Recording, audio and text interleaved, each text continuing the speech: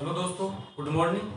हम भारत के जो यूनो संगठन है उसके क्या है अंगों के बारे में चर्चा कर रहे थे, यानी कौन कौन से अंग है। तो हमने इसका 6 अंग थे, इनमें 4 अंगों के बारे में चर्चा की है। महासभा है, सुरक्षा परिषद है, न्यास परिषद है और सामाजिक व आर्थिक परिषद है। इनके बारे में हमने चर्चा की है। अब हम अगला इसका अंग है वो पढ़ते हैं। इसका 5वां अंग कौन सा कहलाता है? अंतर्राष्ट्रीय न्यायालय। 5वां अंग पढ़ेंगे वो कौन सा लाएगा? अंतर्राष्ट्रीय न्यायालय।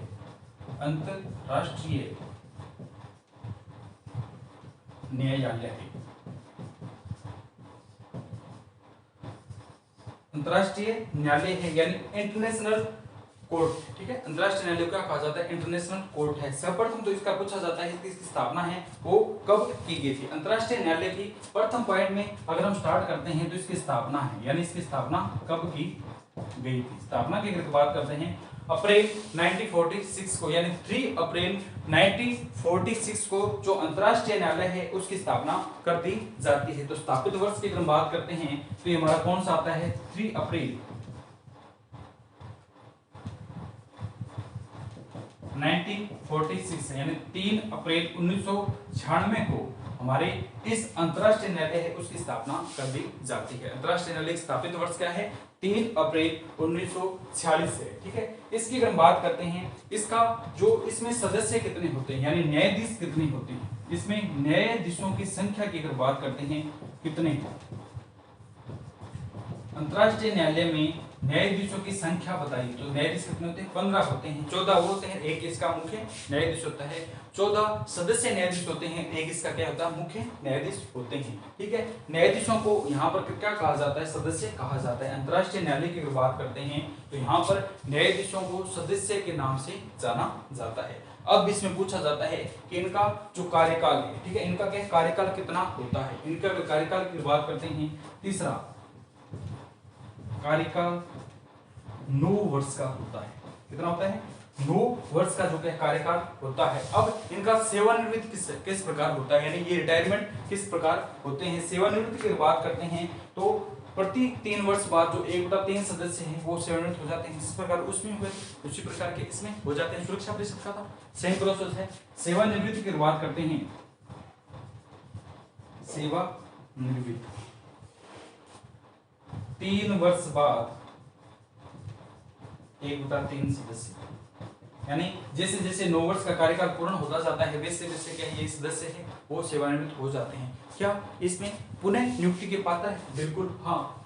5वां क्या है? पुनः नियुक्ति हो सकती है, पुनः नियुक्ति के पात्र है। वर्तमान की अगर बात करेंगे, भारत के जो दलवीर भंडारी है वो वर्तमान में न्यायाधीश के रूप में है। ये चुने गए थे प्रथम जो 9 वर्ष के लिए चुने गए थे, फिर 18 से 27 के द्वितीय श्रेणी में फिर चुने गए हैं। तो इसमें क्या 2 बार भी चुना जा सकता है, 2 बार भी क्या चुना जा सकता है। तो इनका कार्यकाल है वो कितना है? 9 वर्ष का होता है। इसकी अगर बात करते हैं इसका मुख्यालय कहाँ पर है? इनका मुख्यालय हमने पढ़ा था मुख्यालय कहाँ पर है? नीदरलैंड में। यूनो का एकमात्र ऐसा अंग है जिसका कार्यालय न्यूयॉर्क में न होकर के अन्य स्थान पर है, वो कौन सा आता है? हमारा अंतर्राष्ट्रीय न्यायालय है। अब इसमें पूछा जाता है कि अंतर्राष्ट्रीय न्यायालय के न्यायाधीश है उनका प्रावधान किया गया है। ये कितने? 9 वर्ष के लिए चुने जाते हैं। 9 वर्ष के लिए चुने जाते हैं। प्रति 3 वर्ष बाद में कितने होते हैं? 1/3 सदस्य है वो सेवानिवृत्त हो जाते हैं। ठीक है, सेवानिवृत्त होकर चले जाते हैं। तो एक समय में एक राष्ट्र के कितने प्रतिनिधित्व पार्टिसिपेट करते हैं, यानी एक समय में अंतर्राष्ट्रीय न्यायालय में कितने न्यायाधीश जा सकते हैं? एक समय में एक राष्ट्र में एक न्यायाधीश भेज सकता है। तो साथ में लिखेंगे एक समय में एक राष्ट्र का एक न्यायाधीश पार्टिसिपेट करता है। ठीक है, एक समय में एक राष्ट्र का एक न्यायाधीश है वो हिस्सेदारी करता है। 2 न्यायाधीश नहीं भेज सकते हैं, केवल हम एक न्यायाधीश के है भेजते हैं। ठीक है, अब तक जो बने हैं, अब तक अंतर्राष्ट्रीय न्यायालय न्यायाधीश बने हैं उनमें क्या महिला न्यायाधीश बनी है? क्या अब तक कोई महिला न्यायाधीश रही है? यूनो के जो अंतर्राष्ट्रीय न्यायालय है उनमें न्यायाधीश जो बनाए गए हैं क्या उनमें महिला न्यायाधीश बनी है? कोई आज तक की बात करते हैं तो क्या महिला न्यायाधीश बनी है? हाँ, ब्रिटेन की कौन सी आती है? रोजलिना हिंगिस है। ठीक है, तो इसमें 8वां पॉइंट लिखते हैं अंतर्राष्ट्रीय न्यायालय में एकमात्र महिला न्यायाधीश कौन है? एकमात्र महिला न्यायाधीश की बात करते हैं। ब्रिटेन की रोजलिना हिंगिस है। ब्रिटेन की रोजलिना हिंगिस है। तो अंतरराष्ट्रीय न्यायालय में पूछा जाता है एकमात्र महिला न्यायाधीश है। पूछने वाला पॉइंट है कि अंतरराष्ट्रीय न्यायालय में आज तक कितनी महिला न्यायाधीश रही है? एकमात्र कौन सी है? ये रही है। अगर हम बात करते हैं कि वर्तमान में अंतरराष्ट्रीय न्यायालय में भारत की तरफ से कौन प्रतिनिधित्व कर रहे हैं, ये प्रश्न पूछा जाता है। भारत की ओर से वर्तमान न्यायाधीश कौन है? दलवीर भंडारी। दलवीर क्या है? भंडारी है। ये वर्तमान में अंतरराष्ट्रीय न्यायालय में कार्य कर रहे हैं, न्यायाधीश के पद पर कार्य कर रहे हैं। ये लगातार दूसरी बार चुने गए हैं। 2018 से 2027 में है। द्वितीय श्रेणी में क्या है? फिर इन्हें चुनाव कर दिया गया है। तो ये 2018 में चुने गए थे और 2027 तक रहेंगे। पीछे भी चुने गए थे लेकिन इनका कार्यकाल क्या है? बढ़ा दिया गया था। अब हम अगला देखते हैं कि भारत की ओर से क्या यह एकमात्र न्यायाधीश नहीं है। आज तक अंतरराष्ट्रीय न्यायालय की बात करते हैं तो भारत की तरफ से क्या यह एकमात्र क्या है? न्यायाधीश रहे नहीं। इनसे पहले भी, इनसे क्या है? पहले भी क्या है? अंतरराष्ट्रीय न्यायालय में भारत की तरफ से क्या है? न्यायाधीश पद पर क्या है? अन्य न्यायाधीश रह चुके हैं। वह कौन कौन से? पूछ लिया जाता है कि भारत की ओर से दलवीर भंडारी के अलावा और कौन कौन से व्यक्ति है जो न्यायाधीश के पद पर रहे हैं। तो पहला अगर हम बात करते हैं, सर्वप्रथम की अगर हम बात करते हैं, कौन से कहते हैं? बी.एन. राव के। ठीक है, तो इसमें लिखते हैं भारत की ओर से, भारत की ओर से अंतरराष्ट्रीय न्यायालय में न्यायाधीश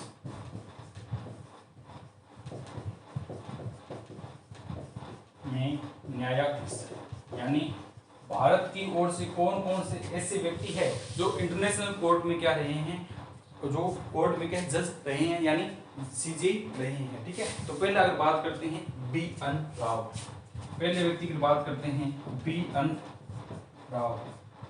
बी.एन. राव जो थे वो अंतरराष्ट्रीय न्यायालय में प्रथम श्रेणी के जो है उनमें रहे थे। प्रथम श्रेणी में अगर बात करते हैं अंतरराष्ट्रीय न्यायालय के न्यायाधीश रहे थे। दूसरी अगर बात करते हैं डॉक्टर नागेंद्र सिंह, डॉक्टर नागेंद्र सिंह। तीसरी अगर बात करते हैं आर.एस. पाठक है, आर.एस. पाठक है। बी.एन. राव है, डॉक्टर नागेंद्र सिंह है और तीसरी अगर बात करते हैं आर.एस. क्या है? पाठक है। आर.एस. क्या है? पाठक है। और वर्तमान की अगर बात करते हैं तो दलवीर भंडारी है, वो रहित नहीं। वर्तमान की बात करते हैं दलवीर भंडारी। तो इनके सामने क्या थे? ब्रिटेन के, इनके सामने क्या ब्रिटेन के व्यक्ति थे, वो उन्होंने सामने का चुनाव लड़ा था, दोनों में हुए थे। तो महासभा और सुरक्षा परिषद इनके द्वारा इनका चुनाव किया जाता है। ठीक है, तो उनके लिए क्या किया जाता? तो ब्रिटेन का जो व्यक्ति था उसको क्या हरा दिया गया था। लगभग 71 वर्ष बाद क्या है? ब्रिटेन का अंतरराष्ट्रीय न्यायालय में कोई प्रतिनिधि नहीं है, वर्तमान में कोई प्रतिनिधि नहीं है। ऐसा प्रथम बार हुआ है। ठीक है, ऐसा क्या हुआ है? प्रथम बार हुआ है। ये क्या थे? अंतरराष्ट्रीय न्यायालय के बारे में मुख्य। अब देखते हैं अंतरराष्ट्रीय न्यायालय की क्या क्या कार्य है, यानी इंटरनेशनल जो कोर्ट होता है वो क्या कार्य करता है। ठीक है, यह जो अंतरराष्ट्रीय न्यायालय है ये विभिन्न राष्ट्र के मध्य कोई विवाद हो जाता है। ठीक है, अंतरराष्ट्रीय न्यायालय के कार्य विभिन्न जो राष्ट्र हैं, क्योंकि यूएनओ की बात करते हैं 193 देश, 193 देश हैं, तो उनमें अगर किसी भी प्रकार का विवाद हो जाता है तो उनको निपटारा करने के लिए अंतरराष्ट्रीय न्यायालय में मामला जाता है। ठीक है, विभिन्न, तो पहले लिखते हैं विभिन्न राष्ट्रों के मध्य, इनके कार्य की बात करते हैं। विभिन्न राष्ट्रों के मध्य निपटारा, तो विभिन्न राष्ट्र जो होते हैं उनके मध्य निपटारा कौन कराता है? अंतरराष्ट्रीय न्यायालय कराता है। लेकिन कितने सदस्यों की पीठ होती है? विभिन्न राष्ट्रों के मध्य क्या निपटारा करवाते हैं, तो इनमें की बात करते हैं न्यूनतम 9 सदस्यों की क्या होती है? पीठ होती है। विभिन्न राष्ट्रों के मध्य निपटारा न्यूनतम 9 न्यायाधीशों की पीठ द्वारा किया जाता है। पीठ मतलब कमेटी होती है, एक कमेटी होती है। कुल की अगर बात करते हैं कितनी है, 15 है, कुल 15 न्यायाधीश है। इनमें से क्या 9 न्यायाधीश प्रेजेंट होने चाहिए, 8 अन्य और एक मुख्य न्यायाधीश है। 9 न्यायाधीशों की पीठ बनती है और यह पीठ क्या है, डिसीजन देती है कि विभिन्न राष्ट्रों में किस प्रकार का विवाद है और इसका क्या देना चाहिए। ठीक है, इसकी अगर बात करते हैं, समस्त जो डिसीजन होते हैं, समस्त डिसीजन होते हैं, समस्त जो इसके परिणाम होते हैं, रिजल्ट दिए जाते हैं, वो किस पर होते हैं, मेजोरिटी पर आधारित होते हैं। ठीक है, अंतरराष्ट्रीय न्यायालय के ये नहीं है ऐसे भी इसने कह दिया तो 9 राष्ट्र होंगे उनमें मेजोरिटी होगी, मेजोरिटी होगी यानी जहां मेजोरिटी बहुमत होगा, जहां क्या है बहुमत होगा, उसको डिसीजन को माना जाएगा। ठीक है, सभी निर्णय, अंतरराष्ट्रीय न्यायालय के सभी निर्णय मेजोरिटी पर होते हैं, यानी सभी निर्णय बहुमत के आधार पर, बहुमत के आधार पर दिए जाते हैं।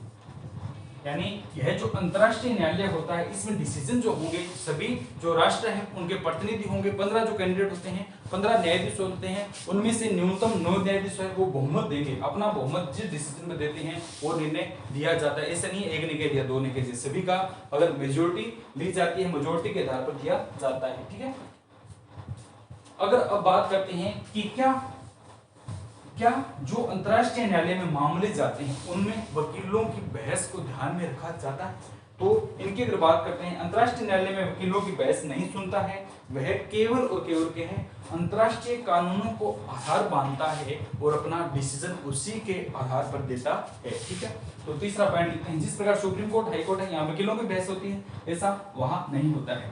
अंतरराष्ट्रीय न्यायालय में वकीलों की बहस के आधार पर, वकीलों की बहस के आधार पर निर्णय नहीं दिया जाता है, निर्णय नहीं दिया जाता है, अपितु अंतरराष्ट्रीय कानूनों को आधार मानकर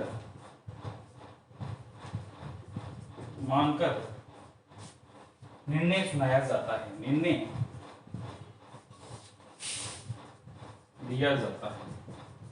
यानी अंतरराष्ट्रीय जो कानून बनाए गए हैं, इंटरनेशनल लेवल के जो लॉ बनाए गए हैं, उन लॉ को देखकर, उन लॉ को पढ़कर ये जो जज होते हैं वो डिसीजन देते हैं। ठीक है, और इसके अलावा क्या कहते हैं, जो राष्ट्र है, जो क्या है विवादित राष्ट्र, जैसे भारत है और भारत किसी के साथ विवाद हो जाता है तो संबंधित राष्ट्र को समय समय पर क्या है अपने प्रमाण प्रस्तुत करने के लिए कहता है। ये कार्य पढ़ रहे हैं।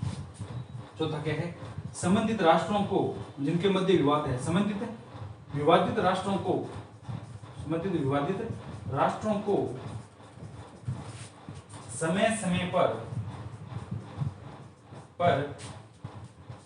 समय पर क्या उचित प्रमाण प्रस्तुत करने के लिए कहता है, उचित प्रमाण प्रस्तुत करने के लिए कहता है। यानी जो 2 राष्ट्र हैं उनके मध्य विवाद हो गया तो उनको कहता है कि आप प्रमाणित बताएं, ऑथेंटिक जो आपके पास प्रमाण है वो लेकर आए, उसके आधार पर क्या हम डिसीजन देंगे, उनको क्या है ये कार्य करने के लिए कहता है। ठीक है, तो अगर हम बात करते हैं अंतरराष्ट्रीय न्यायालय है, उसमें वादी और प्रतिवादी क्या व्यक्ति हो सकता है, क्या व्यक्ति अपनी बहस के आधार पर अपने जो मामले हैं वहां अंतरराष्ट्रीय न्यायालय में ले जा सकता है? नहीं, अंतरराष्ट्रीय न्यायालय में वादी और प्रतिवादी केवल क्या होते हैं, राष्ट्र होते हैं, देश होते हैं, न कि व्यक्ति है। तो इसमें अगला पॉइंट लिखते हैं कि चौथा 5वां पॉइंट लिखते हैं, अंतरराष्ट्रीय न्यायालय में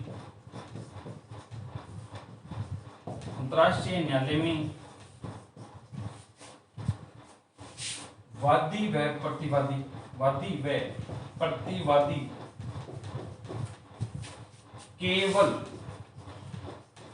केवल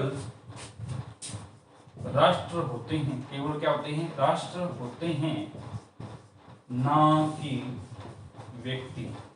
ठीक है, जैसे सुप्रीम कोर्ट, हाई कोर्ट में मामले जाते हैं तो व्यक्ति है, व्यक्ति मामला लेकर जाता है, लेकिन अंतरराष्ट्रीय न्यायालय की बात करते हैं वहां केवल होते हैं दो राष्ट्र होते हैं, राष्ट्रों के मध्य विवाद होता है और उन्हीं के द्वारा क्या सुनाया जाता है, ठीक है। तो उन्हीं के द्वारा क्या सुनवाई की जाती है और राष्ट्रों के मध्य क्या है जो न्यूनतम 9 न्यायाधीश की पीठ होती है वो डिसीजन देती है और उसी के आधार पर क्या सभी को मानना होता है। ये हमारा क्या था अंतर्राष्ट्रीय न्यायालय और उनसे के महत्वपूर्ण बातें हैं। अब हम यूनो का अंतिम और लास्ट भाग पढ़ेंगे जो क्या है सचिवालय है, सेक्रेटरीट। सचिवालय और क्या है सेक्रेटरीट है, ठीक है। तो अंतिम और लास्ट पॉइंट है वो क्या है सचिवालय।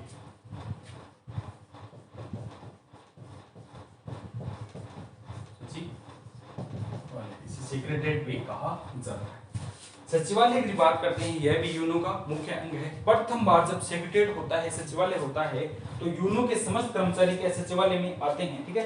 यूनो के समस्त कर्मचारी का पहला पॉइंट लिखते हैं कि यूनो के समस्त कर्मचारी सचिवालय में आते हैं।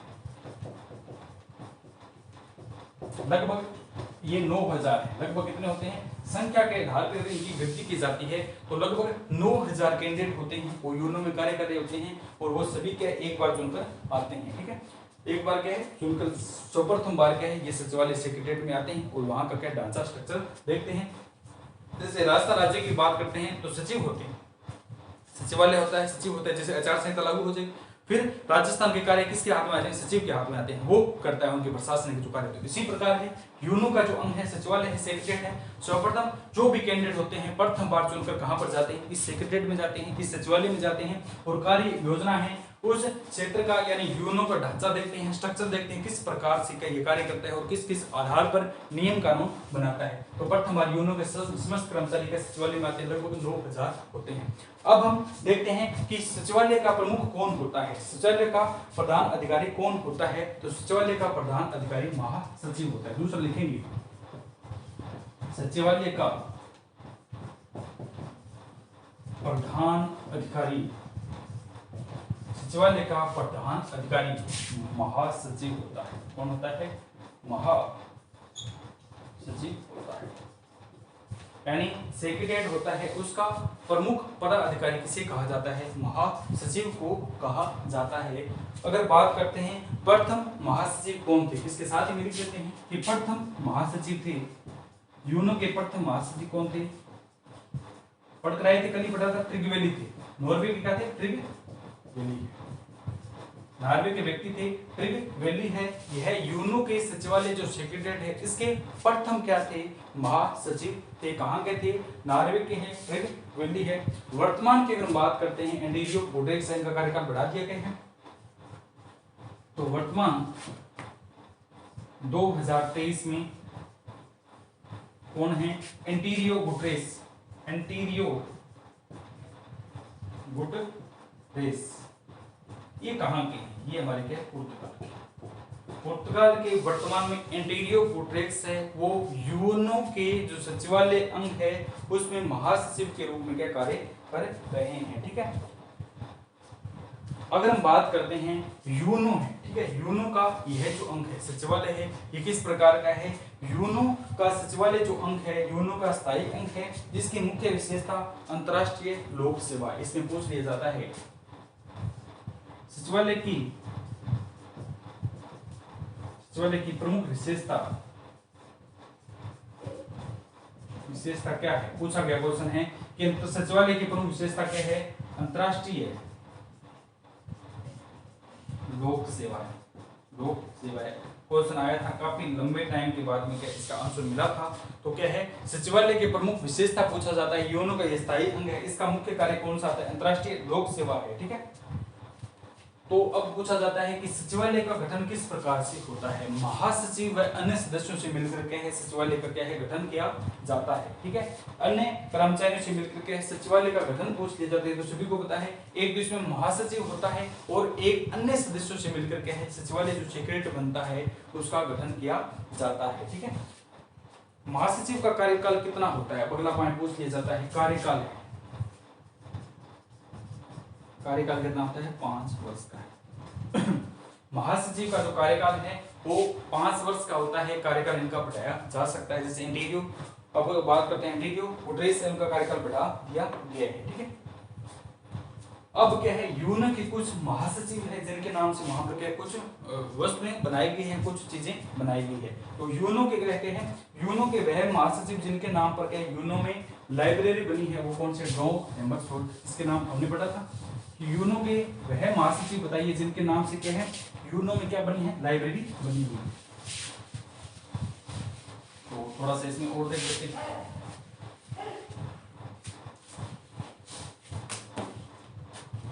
यूएनओ के वह महासचिव जिनके नाम पर लाइब्रेरी बनी, वहां पर क्या लाइब्रेरी बनी है, सचिवालय में लाइब्रेरी बनी है। कौन से आते हैं? डो,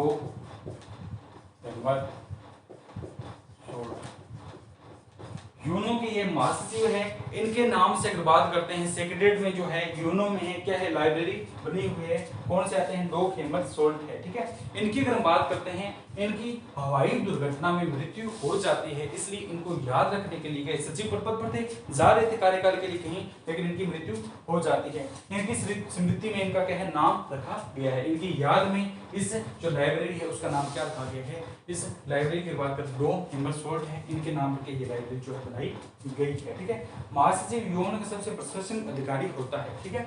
महासचिव की बात करते हैं, यह यूनो का सबसे प्रमुख प्रशासनिक अधिकारी होता है। जिस प्रकार राज्य की बात करते हैं तो मुख्यमंत्री चले जाएं तो सचिव होता है, उसी प्रकार महासचिव प्रमुख अधिकारी होता है, ठीक है। इसकी अगर बात करते हैं, इसके ऊपर संपूर्ण जो यूनो है, संपूर्ण के यूनो की जिम्मेदारी होती है। जैसे कि मुख्यमंत्री अशोक गहलोत जी, ये अभी आचार संहिता लागू हो जाएगी, ये पद से क्या चले जाएंगे तो सचिव होगा, उसके ऊपर क्या संपूर्ण राजस्थान की कार्यकारी होती है, संपूर्ण राजस्थान की जिम्मेदारी होती है, ठीक है। इसी प्रकार के है यूनो में यही होता है। यूनो सचिवालय की गतिविधियां क्या है, 3 सत्रों पर की जाती है। यूनो जो सचिवालय है इसकी गतिविधियां कहते हैं 3 जो अलग अलग क्षेत्र है वहां से की जाती है। वो क्षेत्र कौन कौन से है? पहला अगर देखते हैं तो जिनेवा है, वीना और क्या है, नैरोबी है। जिनेवा, वीना और कौन सा है, नैरोबी। इन अलग अलग स्थानों से क्या है, यूनो की, इसमें लिखते हैं यूनो के कार्य संचालन निम्न स्थानों से किए जाते हैं, निम्न स्थानों से किए जाते हैं। यानी यूनो के जो कार्य करने के लिए, संचालन के लिए स्थान है वो कौन सा आता है? जिनेवा आता है, वीना है और कौन सा आता है, नैरोबी है। जिनेवा की अगर बात करते हैं, यह स्विट्जरलैंड में पड़ता है। जिनेवा स्विट्जरलैंड में है। ये कहां पर आता है? स्विट्जरलैंड है। ये कौन सा था? ठीक है, जिनेवा है, स्विट्जरलैंड है। नैरोबी की बात करते हैं, केन्या क्षेत्र है, ठीक है। एक आता है ऑस्ट्रेलिया का। ऑस्ट्रेलिया का कौन सा आता है? वीना जो क्षेत्र है वो ऑस्ट्रेलिया का है। कौन सा आता है? वीना कहां का क्षेत्र है? ऑस्ट्रिया का क्षेत्र है। इन स्थानों से क्या है, सचिवालय है वो अपने कार्य का संचालन करता है। अलग अलग जगह पर क्षेत्र है, यहाँ से क्या करता है, जो सचिवालय है ये अपने कार्य का संचालन करता है, ठीक है। अब इसके बाद में हम देखते हैं ये यूनो के अंग है वो कंप्लीट हो गए हैं। अब अगर बात करते हैं यूनो की, बात करते हैं उनमें भारत की क्या प्रमुख विशेषता है, भारत की क्या हिस्सेदारी है। तो अपने तो क्या भारत से क्वेश्चन आने वाले हैं, तो यहाँ से और देख लेते हैं कि यूनो में भारत की क्या क्या भूमिका है, ठीक है। इसमें डालते हैं यूनो में भारत की क्या क्या क्या भूमिका है। क्या भारत के लिए यूनो एक महत्वपूर्ण पार्ट है, महत्वपूर्ण हिस्सा है? हाँ बिल्कुल, यह भारत के लिए है। पंडित जवाहरलाल नेहरू ने कहा था कि पहला क्या है, यूनो हमेशा से क्या भारत के लिए संग्रह का केंद्र रहा है। यूनो हमेशा से ही, यूनो हमेशा से ही भारत के लिए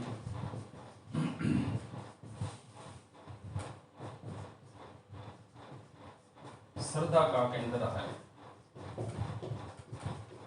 यूनो जो है संयुक्त राष्ट्र संघ भारत के लिए हमेशा क्या श्रद्धा का केंद्र है। पंडित जवाहरलाल नेहरू ने कहा था कि हम यूएनओ के बगैर अपने युग की कल्पना भी नहीं कर सकते हैं। क्या कहा था पंडित जवाहरलाल नेहरू ने? कहा था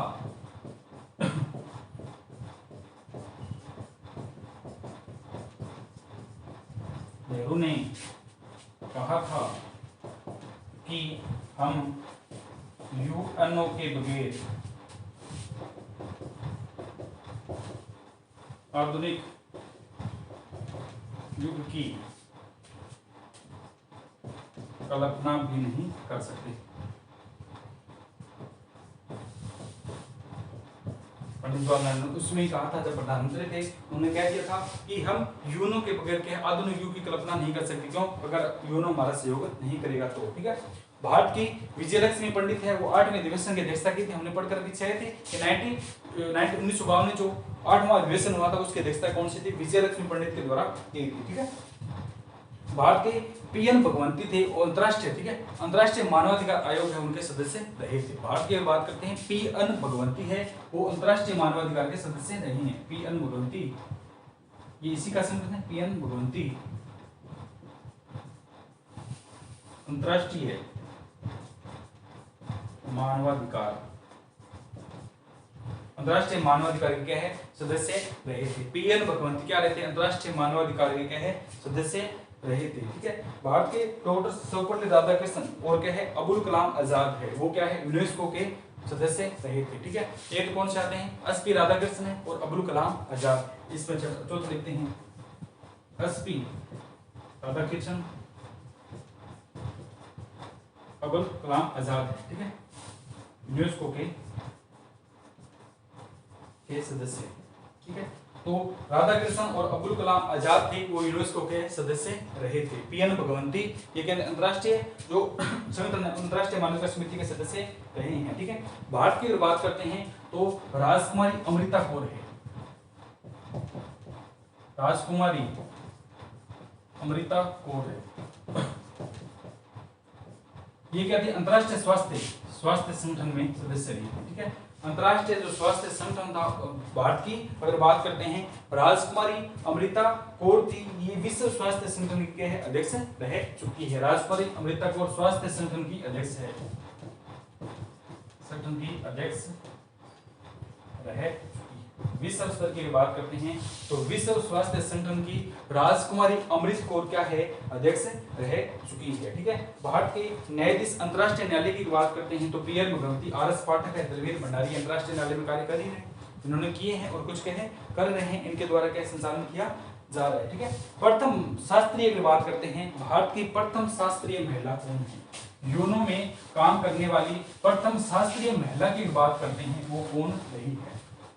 ठीक है, तो यूएनओ में एक शास्त्रीय कला भी है, शास्त्रीय क्षेत्र की बात करते हैं, प्रथम भारतीय शास्त्रीय संगीत है। ठीक है, इसकी बात करते हैं, अम अस सुब्बू लक्ष्मी है। कौन सी आती है? अम अस सुब्बू लक्ष्मी है, ये अगर बात करते हैं शास्त्रीय संगीत में अंतरराष्ट्रीय न्यायालय में रही है। ठीक है, अम अस सुब्बू लक्ष्मी है, यानी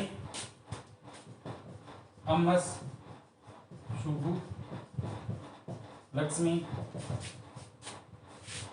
यूएनओ में संगीतज्ञ की श्रेणी में संगीतज्ञ के रूप में कार्य किया। भारत की ओर से महिला प्रतिनिधि की तरफ से ये क्या संगीतज्ञ के रूप में रही है, वो कौन सी? अम अस सुब्बू लक्ष्मी है। ठीक है, अम अस क्या? सुब्बू लक्ष्मी है, ये रही है। अब अगर हम बात करते हैं कि यूएनओ में है, ठीक है, तो संयुक्त राष्ट्र संघ है, उसकी अगर बात करते हैं, बैंक है यूएनओ की अगर बात करते हैं, यूएनओ में प्रथम भारतीय जिन्हें विश्व बैंक का प्रबंधन निदेशक किया गया था, वो कौन से आते हैं? गौतम काजी है। प्रथम विश्व बैंक मैनेजमेंट, विश्व बैंक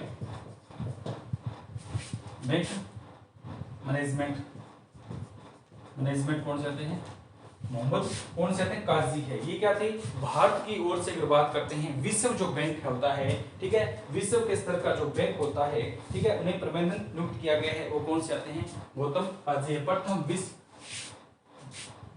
गौतम काजी, भारत की विश्व बैंक प्रथम विश्व बैंक में प्रबंधक लिख दीजिए कि प्रथम विश्व की बात करते हैं, यूएनओ का जो विश्व स्तर पर जो बैंक है उनमें प्रथम भारत की बात करते हैं, वो कौन से आते हैं? गौतम काजी है, इनको रखा गया है। ठीक है, इनको क्या वहां पर रखा गया है। और अभी हाल ही में क्या है, 2014 में जो चुनाव तो उनमें क्या थे? एक व्यक्ति चुनकर आए थे, शशि थरूर है। ठीक है, भारत की बात करते हैं, शशि थरूर की बात करते हैं, वो क्या है? संयुक्त राष्ट्र संघ में सूचना व प्रसार मंत्री रह चुके हैं। कौन से आते हैं? शशि थरूर है, वो यूनो में सूचना व प्रसारण मंत्री के रूप में क्या है कार्य कर चुके हैं। तो कौन से आते हैं? शशि क्या है? थरूर है, वो सूचना व जनसंचार मंत्री के पद पर कार्य कर चुके हैं। शशि थरूर सूचना व जनसंपर्क मंत्री के पद पर रहे। जनसंपर्क संचार मंत्री ऐसे मंत्री के पद पर क्या है रह चुके हैं। कौन से आते हैं? शशि थरूर है। ठीक है, किरण बेदी की बात करते हैं। किरण बेदी संयुक्त राष्ट्र में सुरक्षा सलाहकार रह चुकी है। किरण बेदी आई किस थी? किरण बेदी सुरक्षा सलाहकार के रूप में